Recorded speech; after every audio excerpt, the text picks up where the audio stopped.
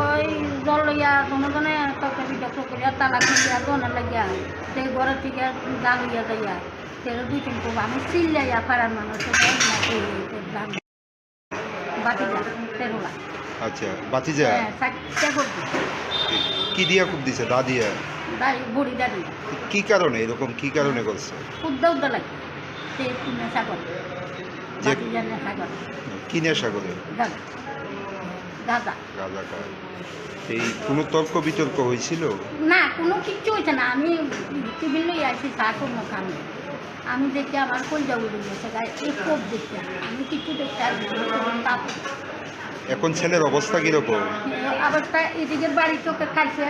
এদিকেও খুব বেশি সে তো আমি তো আর খাইতে পারি না আমার তো বেটাবের না আমি তো মরতে আছি মা তুমি আমি তো আগে থানার যাই ঘরে ভিতরে লইয়া যাবো ঘরে সবাই আগে তুমি হাসপাতাল দাও তারাই থানার এখন বাতিজা কই আছে বাতিজা গতবারে দেখতে আসি ঘরে